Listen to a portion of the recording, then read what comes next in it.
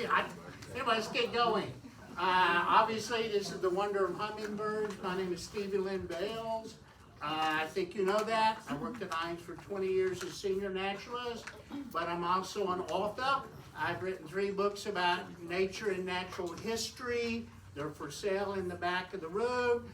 The blue one, Ephemeral by Nature, has a chapter about hummingbirds. What can be more ephemeral than a hummingbird? Comes and goes. Wow, where was it? It spends a long time. It's 4.5, 5 months away from us. But anyway, they're for sale in the back. This is what's incredible. There's over 330 species of hummingbirds on this planet. But they're tropical. Most of those are 10 degrees above the equator and 10 degrees south of the equator. If you go to Costa Rica, let me know, I'll tag along. You're going to see hummingbirds, all kinds of hummingbirds. But that's where the bulk are located. And within the hummingbird family, there's a wider range of colors than all the other birds combined. And we're talking over 10,000 birds on this planet. So within those 330 species, there's every color imaginable. So that's another reason to load up and go to Costa Rica. Anyway. You need to organize a trip. Road trip. We'll be in the WBU bus. And drink sugar water out of tumbler. Anyway, the smallest is a sweet little bee hummingbird, only found in Cuba. And it's the smallest warm-blooded vertebrate on Earth, weighs less than 1 dime. Can you imagine that? I've got a dime somewhere. Remember, we used to carry change. Yeah. I just carry it now because I like to jingle. Anyway, that's the smallest, the bee. The largest is the giant hummingbird. It's as big as a sparrow. Lives again in the south of us. It weighs roughly 4 quarters. That's $1. Wow. I think most of us do keep some quarters around for parking meters, but that's about it. Or in a laundromat if we happen to go there. Anyway.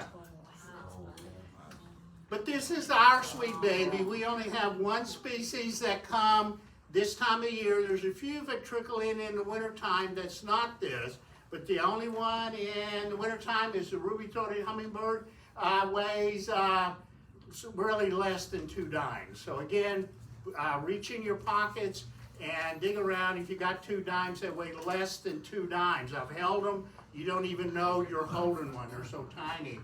The males have ruby throats, called a gorget, where he flashes, or to say hi to the ladies, or to try to scare off rivals. They go, whoa, look at his throat.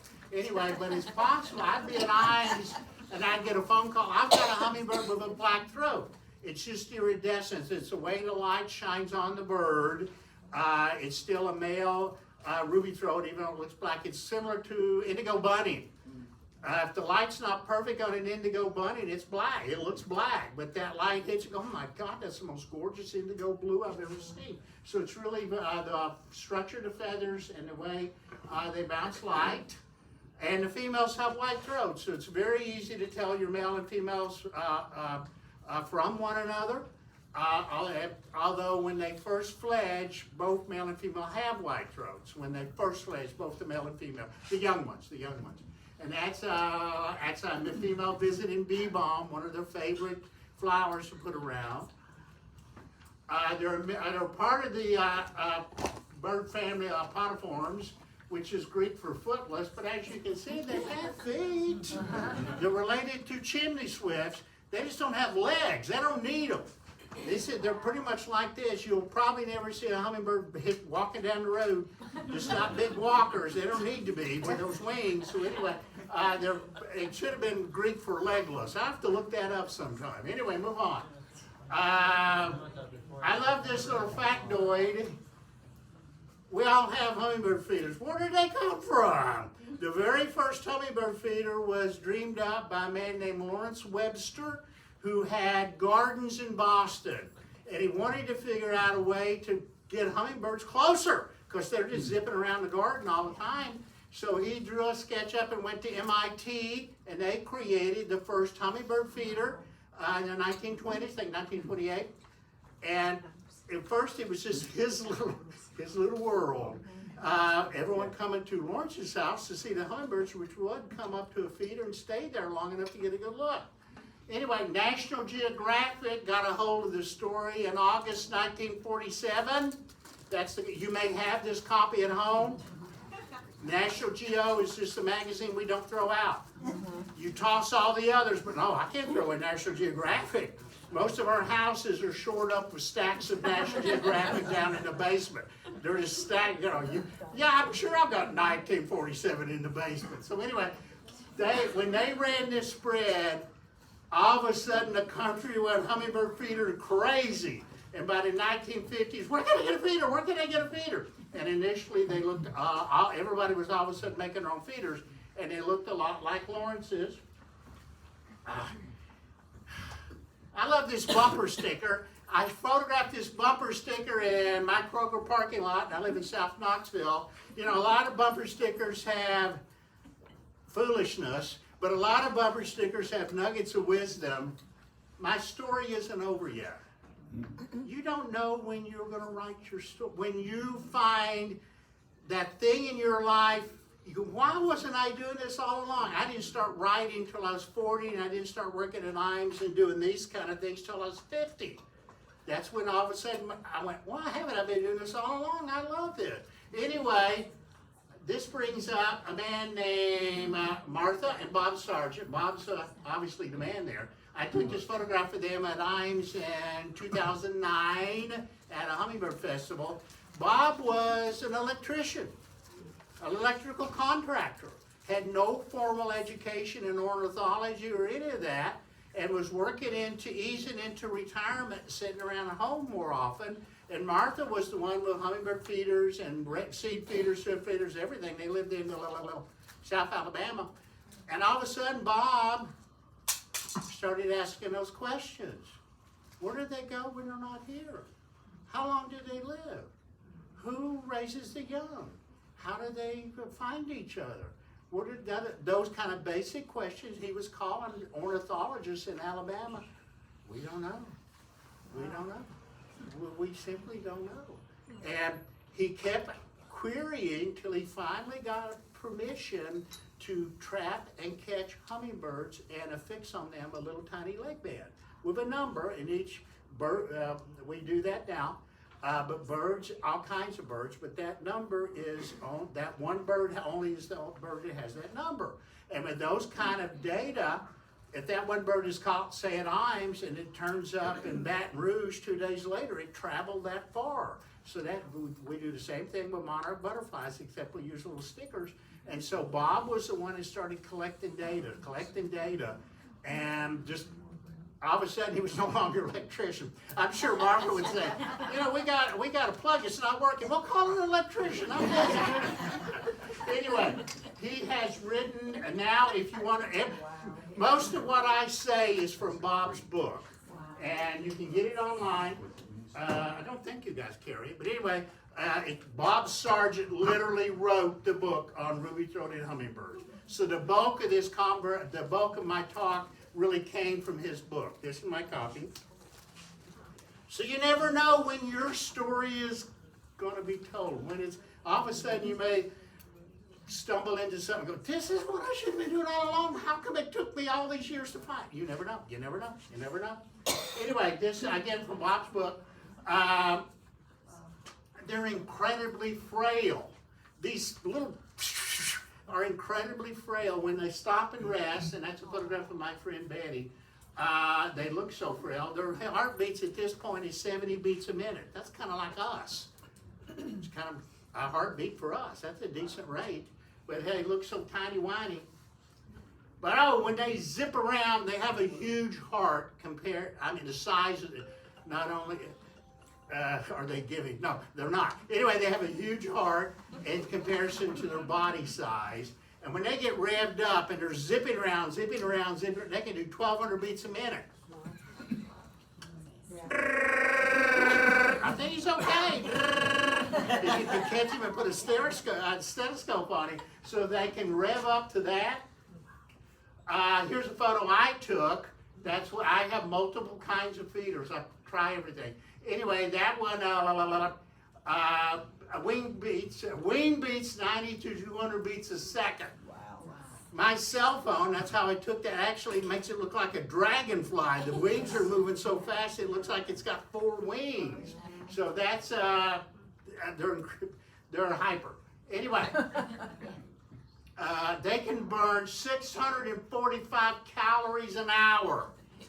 And a Big Mac is only $5.50. You and I would have to eat a Big Mac every single hour, which no thank you, my doctor won't let me. But anyway, just to pull in the amount of calories they pull in. This is honestly a kind of perfect hummingbird yard. I don't know if the feeder is there beside where she sits, but hummingbirds go to flowers, flowers, flowers, flowers. They may visit 1,000 to 2,000 flowers a day. Why? Not all of them have nectar. Many do. But they eat bugs. They eat tiny, tiny insects. When a mama is raising her young ones, she cannot raise her young ones on sugar water. She regurgitates a mouthful of sticky bug. Are you okay with that? We had a bug talk earlier. Anyway.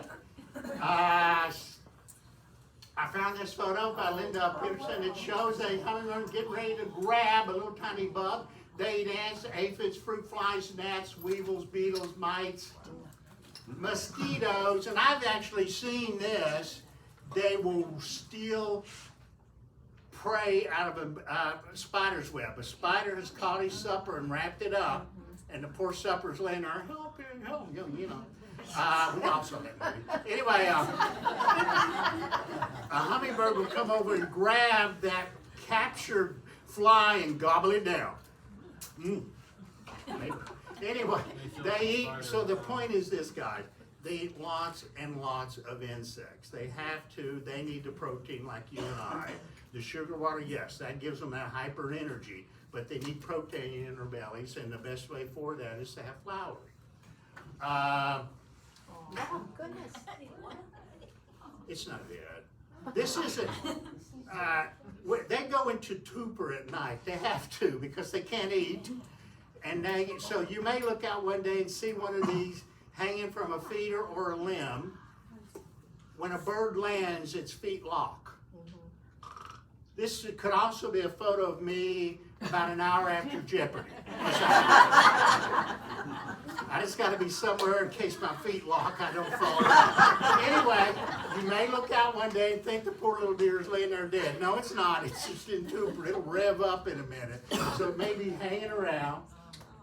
This is where they spin. The green area is where they nest, and that's where we live. The blue area is where they spend their winters, either South America, Costa Rica, Yucatan Peninsula, or even southern Florida. They're there. Some travel 2,000 miles a year.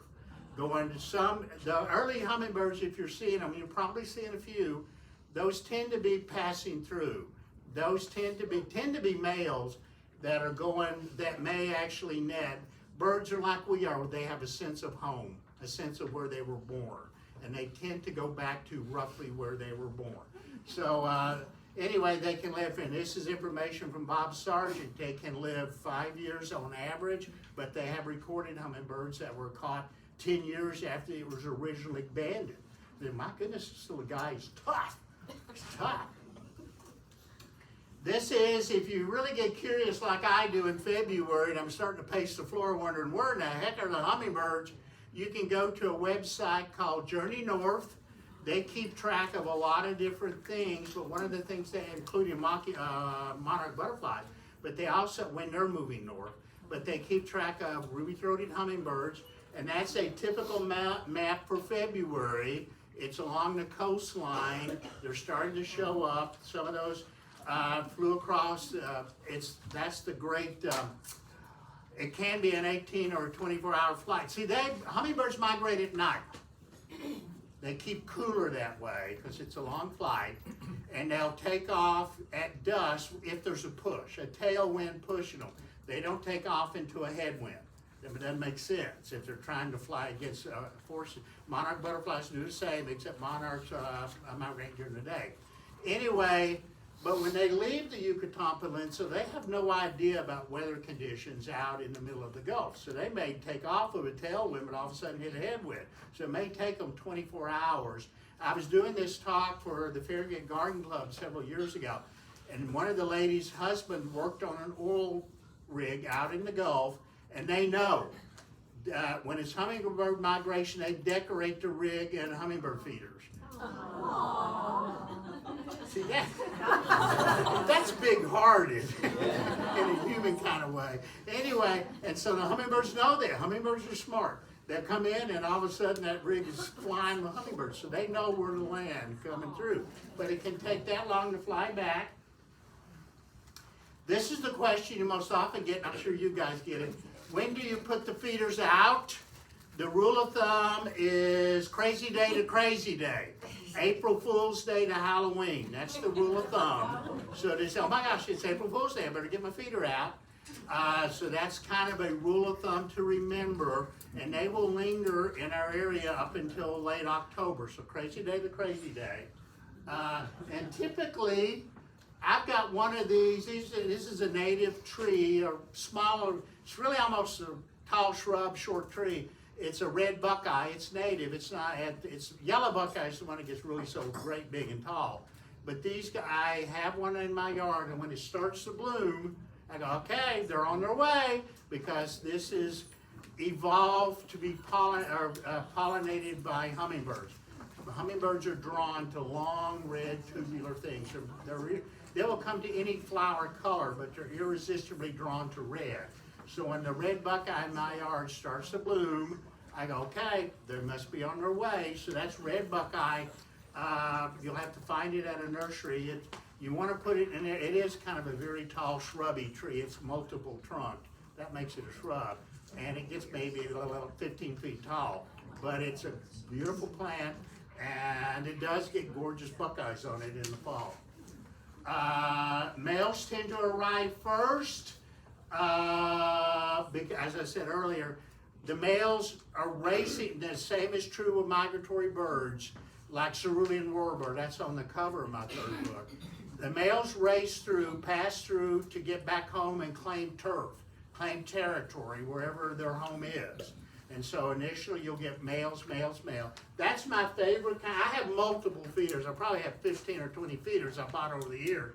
But that's the one like they sell here. It's called a saucer feeder. It's so much better than the other feeders. Are kind of drip feeders and gravity feeders like Lawrence Webster invented. Anyway, we're fine with that, Lawrence. You did great. But anyway, this is now kind of the best choice. The drip feeders will drip and create a puddle of sugar water on your deck or wherever, and that's an issue, can be an issue. These feeders are called saucer feeders. Because the hummingbird has to literally land on it and sip through the hole, and so it'll perch for a while. Anyway, they're easy to pop apart and keep clean. You're supposed to clean them every 4 days, every week, every so often, because the sugar water sours. So they're easy to pop apart, take inside, rinse out, and it's got this inside. It looks like a donut. Let me do that again. This inner ring is just water. It's an ant moat. It's got a built-in ant moat. Whoa. Thank you kindly. You can also buy ant moats like right here. That's what this is, that you put above a feeder that is filled with just water. So that keeps ants from crawling down. And ants, they can do a lot, but they can't swim. So they can't swim, well, I can't either. My goodness. I go straight to the bottom. But I grew up in Gatlinburg. We had swimming pools everywhere. There's Lynn down on the bottom again. Anyway, but the outer ring is where you put the sugar water, and it's easy to clean. And if you buy one, I think they come with a little brush to help you scrape off any black. But clean them off and clean them off. And let me pop this apart one more time. You can put a dome on top of it to keep that curious squirrel. They can't help it. Squirrels are curious, but they're scared of anything.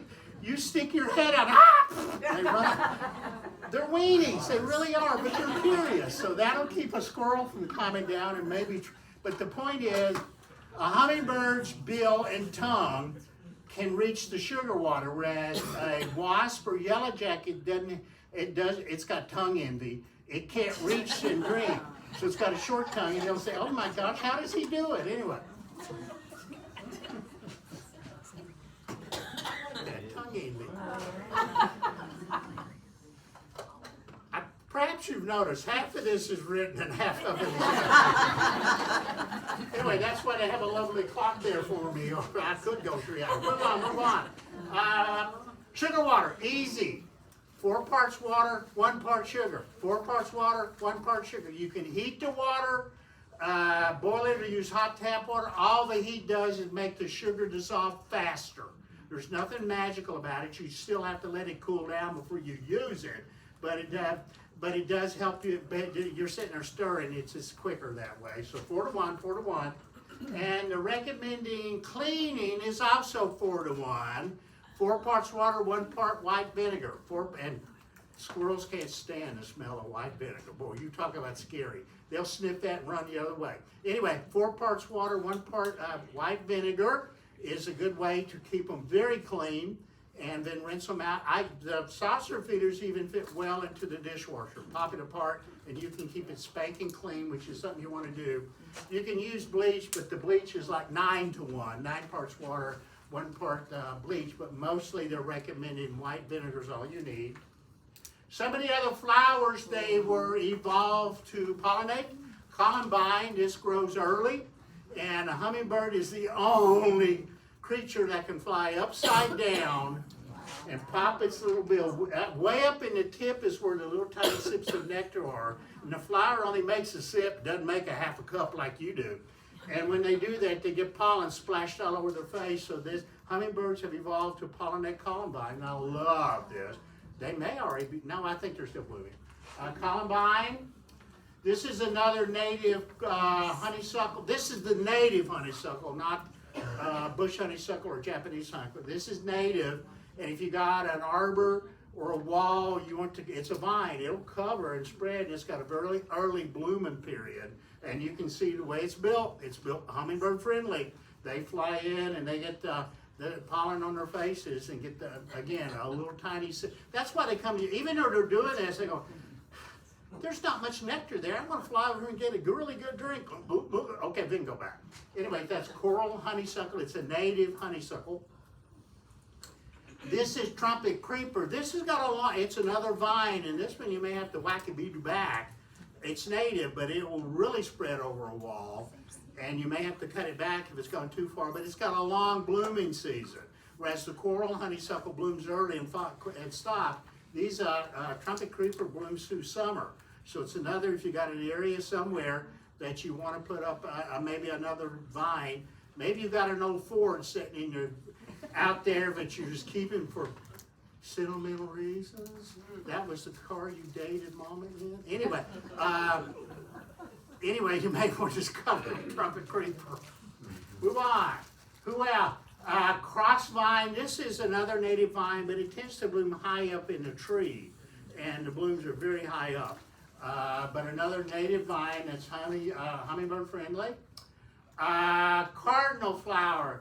I live on a dry ridge, so I have trouble growing a lot of shade. But I now grow cardinal flower in containers. Cardinal flower likes a dampish area.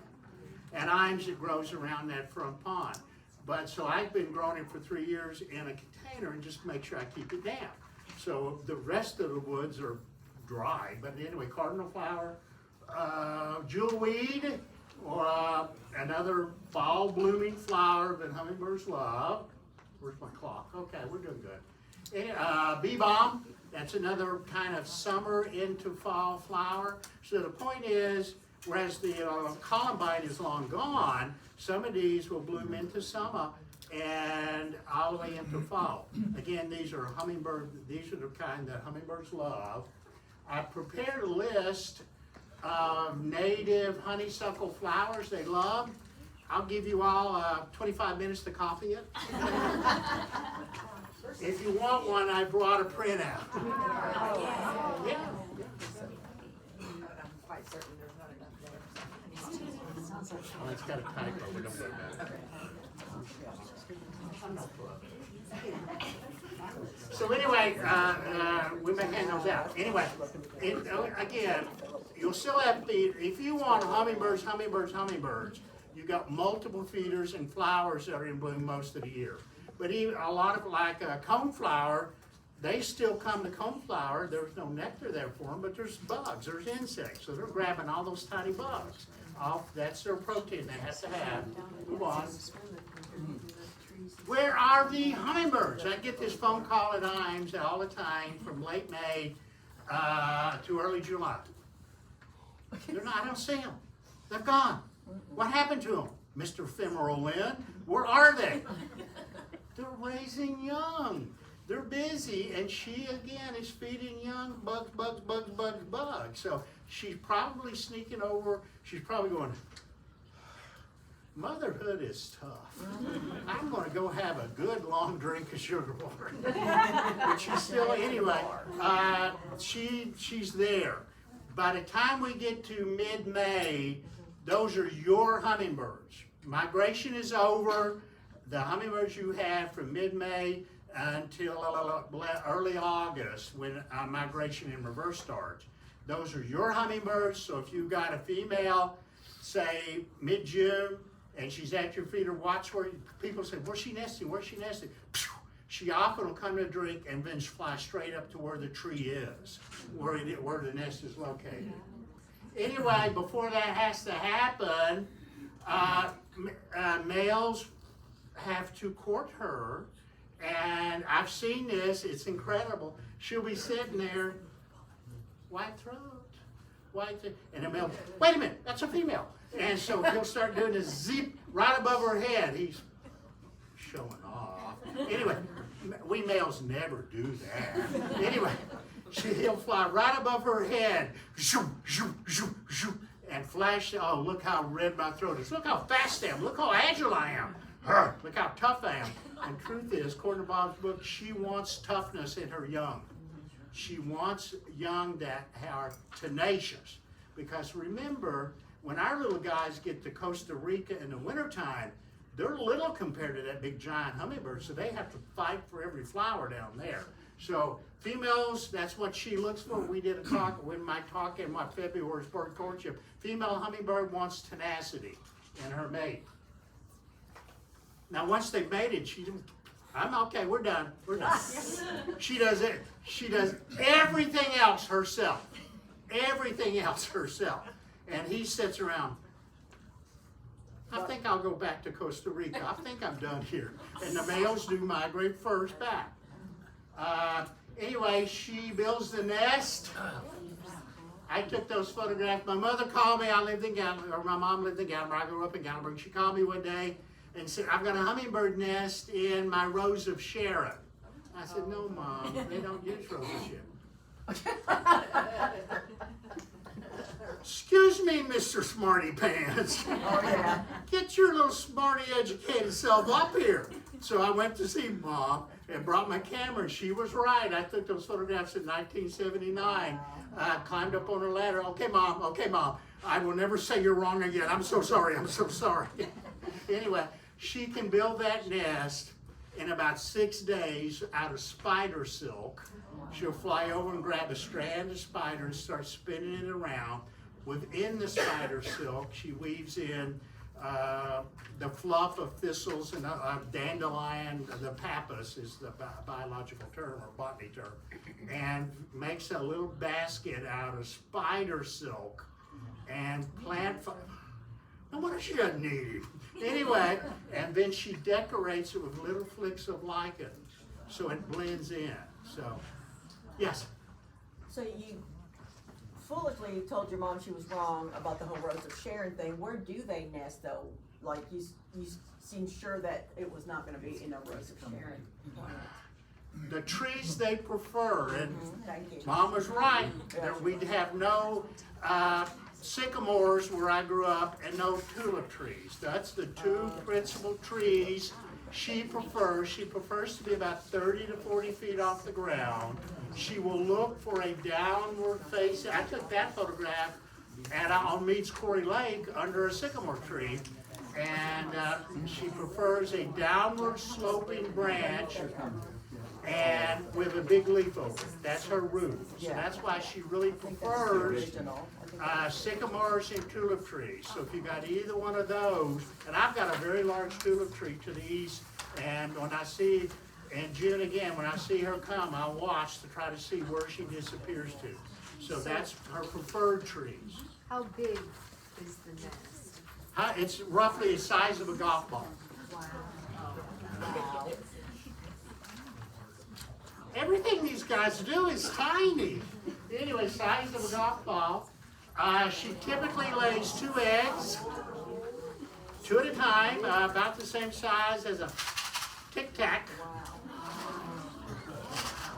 I carry these throughout because they're mints, but I also carry them because they're wonderful education items. Tic Tac. Anyway, she lays 2 eggs, each 2 at a time. That's and remember, mourning doves lay 2 at a time too. But they have both male and female mourning doves are parents there. In this case, she does it all. Then that, again, this is what you use coins for nowadays. For, show and tell. So it's roughly the size of a penny. Lay a penny. Go home and look for a penny. They're in that big jar on your kitchen counter. One day you're going to cash them in and buy a condo with penny. Anyway, that's how big.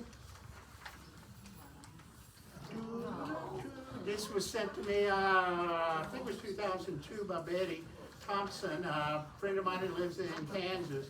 Anyway, there she sits, incubating. This is probably the only time in her adult life, unless she's tutoring, just sitting there.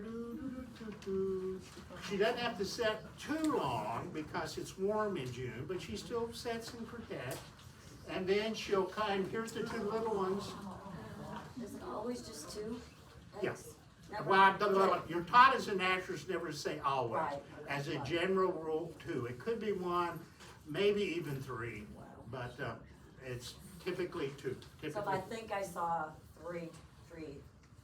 If I think you should, I'll say, okay. Okay, I'm just curious. I mean, you're really taught as an actress. There are no absolutes in nature. Okay. You can't use words. You But can't usually use those always- kind of words. usually 2. It's possible, but typically 2. And there they sit, going, "Where's Mom? I want that big mouthful of sticky bug. I love my gnats." Anyway, her mom comes in, and that photo you get a really sense not only how long the bill is, but how long her tongue is. That's why she can lap up sugar water on the bottom of these saucer feeders, and the yellow jackets they got tongue envy again. So there she is. They're going, "Feed me first, Mom. Feed me first, Mom." And here she's feeding. But here, that's sycamore. I don't know if I've got a photograph of a nest on a tulip tree. But again, that's the Tennessee state tree, and it's a magnolia. It's not a poplar, but it's a very big, broad leaf for her to build a nest on. Here's a young one. If you find, where's my clock? Okay. If you find any baby bird on the ground, don't take it somewhere. Don't take it in. Don't do what Opie Taylor did. Bring them in and raise them. That was a cute show, but don't do that. In this case, a couple that lived in South Knoxville sent me this photograph. They had found this baby hummingbird in the middle of the road. They were out walking. What do we do? I said, okay, like you do with any baby bird, put it in a little box or a basket and put it up as high as you can in a tree nearby because it's falling straight down. And in this case, I said, hang a hummingbird feeder near it. And they stood back, and Mom came and started feeding it. So bird parents, and including hummingbirds, are wonderful, wonderful parents. Now, what happens in early July, she starts showing her youngsters around. There's a tutorial period, but all birds go through. And in this case, only Mom does a tutorial. If you were here in February, you learned that mourning doves, Dad does a tutorial. Usually it's mom and dad together, but here a mom will show the youngster, oh, look at their bird feeder. It's always so clean, it's wonderful over here. And by second week or third week of July, you're gonna get a lot more visitation because all of a sudden your hummingbird population is increased around your house. So that's mom showing off. I get this phone call. My hummingbirds are fighting. They're fighting. How can I break them up? Don't. Don't. Now, if they're teenage boys, you wait till the fight that you've been them. Okay, fight's over. I'm going to go up and comfort the loser and punish the winner. But anyway, with hummingbirds, she wants her young to be scrappers. I've seen them grab a hold of each other and fall to the deck. So again, hummingbirds are tenacious and tough. So that's what she wants. By early August, you'll start noticing the young males will start they're starting to grow their red throat feathers, and that gives you a sense that's a male starting to grow. Here's a photo I took. Don't remember when, but it's one feather is really prominent, but it's growing its red feathers. I'm guessing that was probably taken in mid-August into September, perhaps. But by the time we get into August and September, not only are you going to have probably your hummingbirds, but you're going to have some migratory hummingbirds that are passing through. So you're going to have, that's one reason festivals are held usually late in the season. So if you've done all this other stuff, don't be surprised around, you'll look up and all of a sudden there's multiple hummingbirds. Those are yours, the young one of yours, maybe some of the young from Cobb County, Jefferson County, birds from even further north as migration has started in reverse. That was one of my homeschool kids and I. He was so proud. I would go out and say, okay, any kid find a praying mantis, you get a dime. What else are you going to do with a dime but bribe a kid? What else are you going to do? Anyway, he's so proud that the praying mantis flew to his shoulder. That's the only predator for a hummingbird. The only thing that can catch and eat a hummingbird is a praying mantis. And that's not the native, that's the Chinese prey, that's the big ones. They're right there on the end of a flower, and a poor hummingbird comes in to sip, and if you got the stomach for it, not you. You can go to YouTube and type in hummingbird praying mantis, and there's videos of I know, okay. I know, it's about lunchtime, and I just ruined it for everybody. Anyway, speaking of the Hummingbird Festival, is what I was part of Vines when we started it. This year it's Saturday, August 17th. It's the Hummingbird Festival, and there's all kinds of activities, but the most important thing is to get a ticket, buy a ticket, however they do it this year. To be in line to watch Mark Armstrong, who was trained by Bob Sargent to put leg bands on these little hummingbirds, and Claire DeTillo, I think, is soon going to take Bob's place. That's a local bird person out at Seven Islands. Anyway, he's putting tiny little leg bands again on every bird. The bags there in the center, those have a hummingbird that's been caught. Bob Sargent perfected the method of catching hummingbirds. You put a net around the feeder and with an open door, and the bird flies in, and one of his helpers will pull a little string and trap it. And a hummingbird, you can reach in then and very gently hold it and bring it in.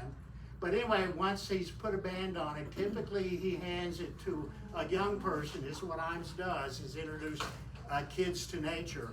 And you hand it to a kid, and then once the bird realizes, there's nothing really holding me, I'm out of here. So it revs up, and this is how I'm going to wrap up. I love this. This is my hands. That was a male hummingbird, I think it was in late September, flew into a window, and I was still maintaining all the feeders around the visitor center, and I found it on the back behind a gift shop, laying on a bench, just kind of twitching around like it had flown into a window. And I went over and picked it up and held it, gave it karma love. You're okay, I'm with you. I'm with you. And it was just laying there like, what the heck did I hit? So anyway, I walked through to the front of the building, and it jumped up on my thumb. Wow. That's so cool. When I pass from this earth, this will be the photograph in the New Sentinel. This is the best photo ever taken of me. Standing on my thumb. Mr. Bells was so proud of this one photograph. Anyway, and by that time, some people had came over around the front of the visitor center and brought me a feeder. Taken one down and brought it to me, and the hummingbird kind of looked at me and jumped down and landed on the feeder and got some drinks and kind of looked up at me like, "Thank you, Carmela, Carmela, Carmela."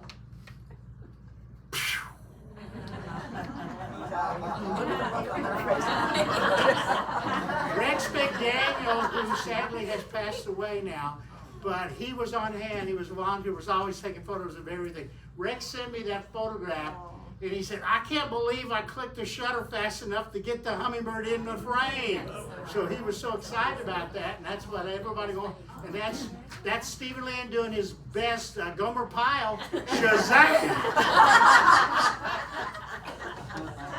Okie dokie.